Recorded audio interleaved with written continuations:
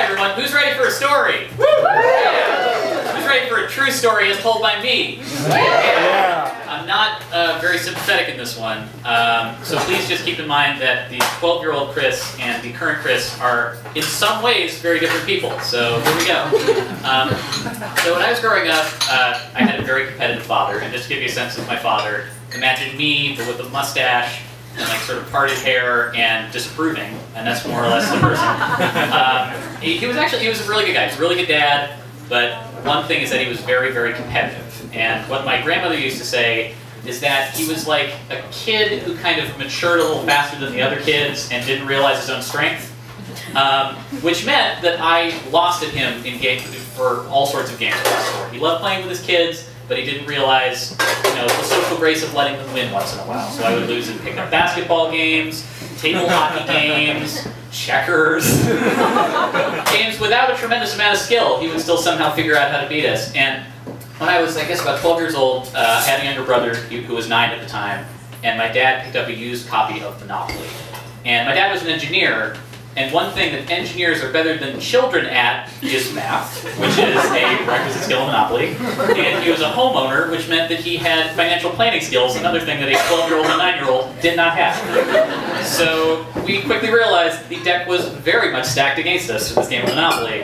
And throughout the week, my dad was kind of teasing it out. Like, he'd be like, "Are you guys ready for the game?" And like, I'd literally get like a little shiver like on their back. So the day comes, and my brother and I are talking about it, and we're pretty fed up at this point in terms of losing to our dad at everything. So we devise a master plan that only a 12-year-old and a 9-year-old would think is appropriate. We decided that during this game of Monopoly, partway through, my brother would sell everything he had to me for $1, making me a supercharged player who could not lose. Now, in business, this happens a lot. This is called a merger. This is a thing that you see. It gives companies a big edge in the market. In Monopoly, this is called an asshole maneuver that no one does.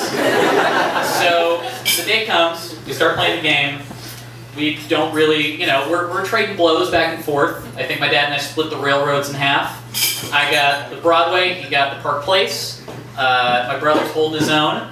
And then about 45 minutes in, I sort of look over at my little brother, and he looks over at me. And we nod at each other, like we're about to turn the keys on a nuclear submarine missile. And I say, "Hey, how much do you think all your stuff is worth?" And he says, "I don't know, $1." And my dad's face just falls. And not only was my brother trading me a lot of property, he was giving me a lot of money that was clearly worth more than $1. But because of our detective skills, we found out this was not illegal in the game of Monopoly because no one would ever try it. It's a crazy plan. So he trades me all this stuff, and my moment of triumph was very short-lived because at first my dad kind of looks shocked. And then my assumption is next he would look kind of angry, and I'd be like, that would have been cathartic. But instead, he kind of just looked disappointed because we had devised this big betrayal.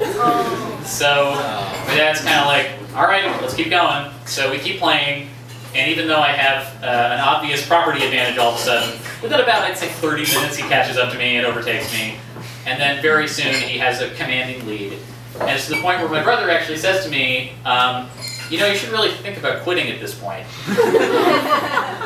And I don't know what struck me about the whole thing. I guess it was just weird animosity I had built up. But I was like, no, I'm going to play this until the very end.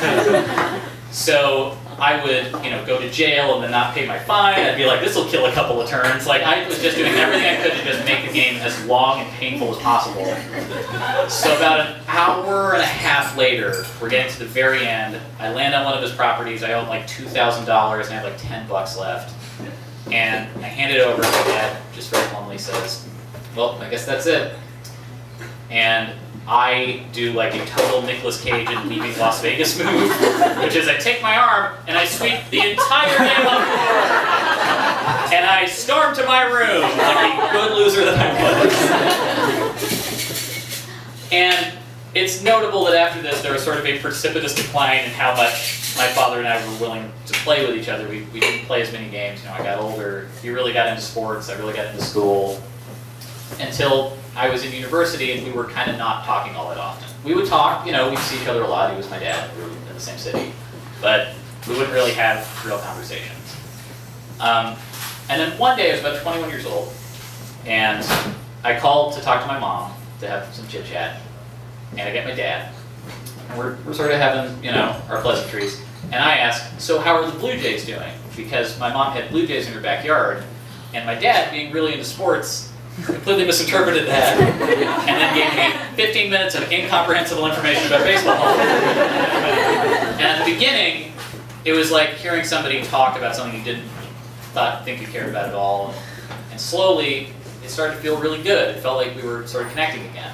So over time I started calling him more, and I'd ask him about other sports that he cared about. And kind of like being immersed in a foreign language, I started picking up the words, and then the concepts, and then the syntax, and then I started becoming part of the conversation, and then the conversation kind of bloomed out.